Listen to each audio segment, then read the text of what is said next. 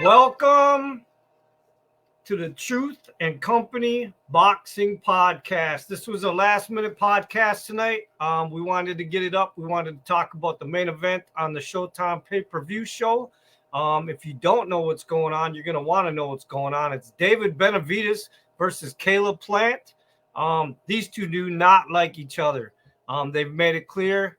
They both talked about each other's the way they fight. Benavidez has talked about Caleb Plant's family. We all know that Caleb Plant does not like it when you get personal with him. He showed that in the last fight, and he knocked Darrell out for that. So the question is, will he knock Benavidez out tonight? So we're going to bring on a boxer right now. He's an up-and-comer, and if you guys don't know who he is, you're going to want to start checking him out as well, because you might start lighting up the ring and start knocking people out left and right too. So none other than pro boxer Rayshaun Thomas. Yo, How you doing, man? doing good, chilling, getting ready for the fights.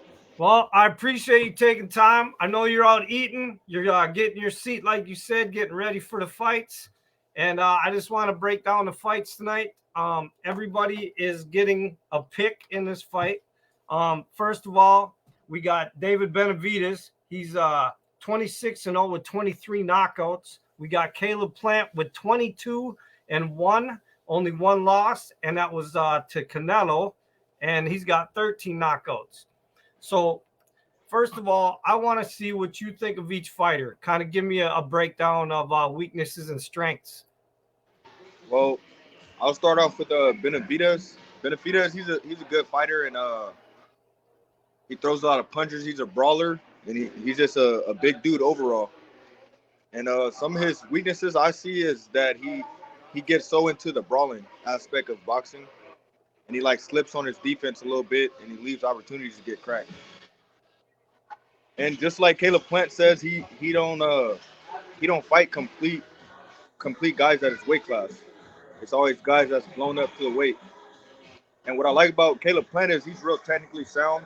He's a good boxer, and I don't think a loss to Canelo is something that he should be ashamed of. That's actually like a good loss in a sense. And some of his weaknesses are his pressure. To me, when he gets pressure, he kind of like he gets overwhelmed a little bit. But overall, I think this is a good fight for boxing, and it brings the authenticity back to boxing.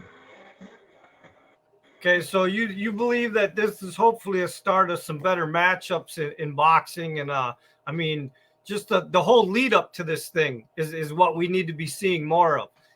Whether they like each other or not, we need the trash talking. We need the promoting of the fight. We need the build up, because we don't seem to be getting these big build ups anymore, and even these matchups. A lot of these guys are falling out of fights. It's all about money. It's no longer about trying to be the best. And before, it used to everybody was fighting everybody just to talk that, just to walk and say, I beat you all. You got nothing to say. Now it's if you don't put enough zeros on a check, they just don't care. They don't care to be the best. A lot of these guys they care about the undefeated records more than they care about being the best and beating the best. And so, I mean, tonight, like you said, perfect example. Benavidez is 26-0. Now, I totally agree with you on some facts. I think he is more of a brawler. I think he's going to try to stay in Caleb Plant's face, and I think he's going to try to, wear him down in the first 4 or 5 rounds. And I think that's his best shot. If he can get Plant on his back foot and take advantage of him and make him fight at his pace, I think he's got a shot at knocking him out in less than 5 or 6 rounds. But we all know that Plant is fast, his footwork is good, and he's slick. I think if Plant gets past 6, he's going to take Benavidez to deep waters, and I think he's got a good shot at cracking him in around the 10th round and possibly dropping him and beating him for his first time. Yeah. But Me personally, I see the fight possibly going 12 rounds. I don't see Caleb Plant knocking out Benavidez, but it's a strong possibility of that happening. And go ahead. On top of that, like I said, his only losses to Canelo, and that's like a good person to lose to it in a sense. And I don't think Benavidez is going to bring that type of pressure to Caleb Plant. And the only knock I really have on Caleb Plant, and I actually like Caleb Plant. I've done an interview with him before. I think he's a great guy. Is they say that when he gets in the later rounds, sometimes he loses focus a little bit, or he gets a little tired, and that's one of the reasons Canelo caught him. So Yeah. I mean, I possibly could see him getting caught in 10 or 11 by Benavidez if he starts getting, out of focus, or if he thinks he's winning the fight or things like that and trying to get a little cocky and sloppy. I could see him getting caught, but I don't know, man. I think it's going to be a nice chess match for the first 3-4 rounds. I don't know if we're going to see a lot of action the first couple rounds, man. Honestly, it could be a boring fight the first half, just because they're nervous about knocking each other out, and they're going to try to figure each other out. Yeah, definitely. I think Benavidez is going to try to bring it. I think he's going to come out the gate trying to bring it. Do? You think he's going to come right after him? Yeah, he's going to. They both got a point to prove, and Benavidez with the Mexican style and the Mexican blood and the Mexican community around him, that's going to make him bring the pressure. But that also could be a huge mistake. Yeah, that can be his downfall also. Because he could walk right into something from Plant, and Plant could set him up and end up dropping him early just because of his over-aggressiveness. Yeah, and Plant's been boxing beautifully from even the Canelo fight. He was doing good boxing until he got caught with the right punch. And I mean, we all know that Plant takes that. He takes that to heart, man. When people do that trash talking, especially when you get personal, he showed that in the Jarrell fight, man. He destroyed him. Yeah, definitely.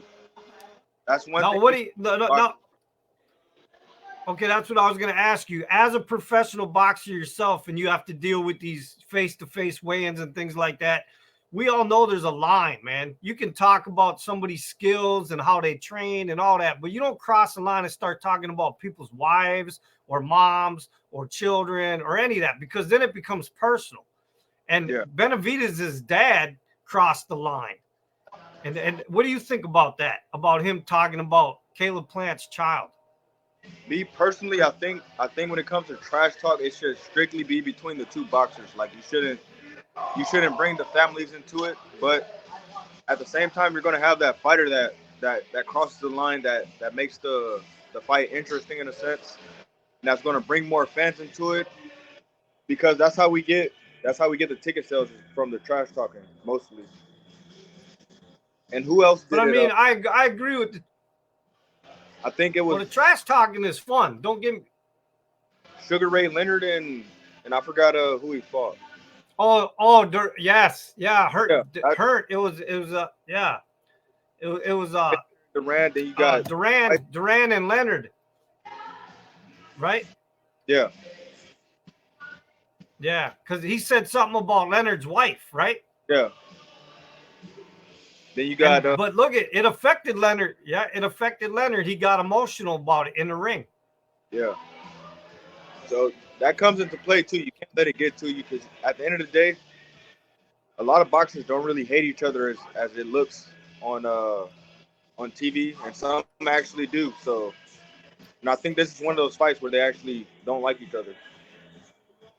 So do you know, have you met either one of them personally? Have you worked in any of the gyms with either one of them? I've never met either one of them, but I talked to Caleb Plant like on social media a few years ago. Okay. So which way are you leaning? I'm 100% Caleb Plant. Okay. All right. Hey, man, you put it out there. You're honest anyways. Yeah. So if you had to make a prediction, because you just said it, you're on Caleb Plant. How does this fight end? I believe it's going to go all 12 rounds, and it's going to be a unanimous decision for Caleb Plant. If not, it will be a knockout in the 11th or 12th. So not even a split decision, a unanimous decision. Unanimous decision. The brawling turns. Wow, that. Say that again. The brawling becomes sloppy for Benavidez in this fight. Okay. So you don't think Benavidez is a very good boxer? Nah. Not a boxer. He's a good fighter. He's not a good boxer. So basically, this is the boxer versus the brawler. Yes. This is a classic boxing fight. This is a Okay. classic. Nice. Well, listen, man, I know you want to get ready for the fight, and I know you're missing some fights right now, so I appreciate that you took time to do this interview, and I know you want to get your food and get all settled, man. So I'm going to let you get back to the business. I'm going to get back to the TV and warm up for the fights myself. So thank you for taking time to come on Truth and Company, and hopefully me and you can sit down again and just do an interview on you and talk about your career coming up. Because correct me if I'm wrong, but you're 6-0 right now as a pro, right? Yes, sir. 6-0.